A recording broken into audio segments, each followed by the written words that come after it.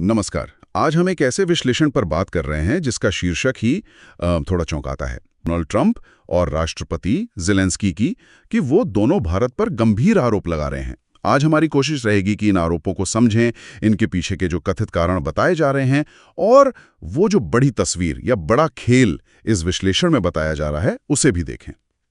तो शुरुआत ट्रंप के आरोपों से करते हैं। विश्लेषण के मुताबिक ट्रंप का कहना है कि भारत रूस से सस्ता कच्चा तेल खरीद रहा है और इससे सिर्फ मुनाफा नहीं कमा रहा, बल्कि असल में वो रूस की युद्ध मशीनरी को फंड कर रहा है और इससे यूक्रेन में लोग मारे जा रहे हैं, ये उनका आरोप है। और बात यहीं खत्म नहीं होती। यूक्रेन के राष्ट्रपति ज़ेलेंस्की का भी जिक्र है। उन्होंने भी आरोप लगाया है कि रूस अपने ड्रोन्स में भारतीय सैन्य उपकरणों का इस्तेमाल कर रहा है।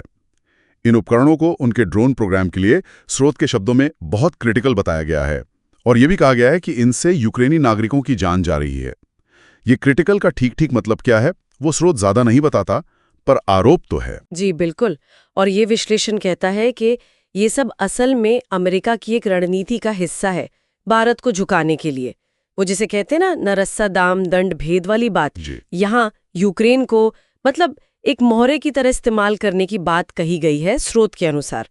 लेकिन यहाँ एक बड़ा पेंच है जिसे ये विश्लेषण सामने लाता है, वो है दोहरापन। एक तरफ तो भारत पर ये सब इल्जाम लगाए जा रहे हैं और दूसरी तरफ इसी विश्लेषण के मुताबिक अमेरिका खुद रूस से अरबों डॉलर का यूरेनियम खरीद रहा है। अरबों डॉलर का? हाँ, पिछले साल ही देखिए $1.5 बिलियन से ज्यादा का, और इस साल भी अब तक लगभग $800 मिलियन का। और सिर्फ अमेरिका ही नहीं, यूरोपियन यूनियन भी रूस से अच्छा खासा व्यापार कर रहा है। मतलब इस साल जून तक ही करीब $40 बिलियन का। एक मिनट, ये तो मतलब अमेरिका खुद रूस से ले रहा है, यूरोप भी व्यापार कर रहा है, लेकिन निशाना सिर्फ भारत पर। और चीन का क्या? वो तो शायद सबसे बड़ा खरीदार है रूसी तेल का, उसे क्यों छोड़ा जा रहा है? इस विश्लेषण में इसका क्या कारण बताया गया है? हाँ, यही इस विश्लेषण का मुख्य बिंदु है। इसके मुताबिक चीन को नज़रअंदाज करके भारत पर फोकस करने के पीछे दो खास वजह हैं। पहली वजह बताई गई है एक खास किस्म का व्यापार समझौता थोपने की कोशिश। दावा यह है कि अमेरिका चाहता है कि उनकी कंपनियों को भारत में टैक्स में छूट मिले, लेकिन भारतीय कंपनियों पर अमेरिका में 20% तक का टैरिफ लगे। मतलब एक तरफा फायदा। बिल्कुल। और स्रोत कहता है कि भारत ने इसे मानने से साफ मना कर दिया है। अच्छा, और दूसरी वजह वो क्या है? दूसरी वजह वो शायद थोड़ी और पेचीदा है। वो ट्रंप के व्यक्तिगत अहंकार से जोड़ी गई है। विश्लेषण का मानना है कि ट्रंप चाहते थे कि भारत उन्हें यूक्रेन युद्ध खत्म करवाने का क्रेडिट दे। क्रेडिट मतलब? हाँ, मतलब शायद नोबेल शांति पुरस्कार के लिए उनका नाम आगे बढ़ाएं, इस तरह की बात। भारत ने ऐसा किया नहीं। और ट्रंप का एक और दावा था ना कि उन्होंने भारत पाकिस्तान युद्ध रुकवाया था। हाँ, वो बताई थी। उसे भी भारतीय संसद में कोई खास तवज्जो नहीं मिली। तो स्रोत कहता है कि इससे ट्रंप नाराज हैं।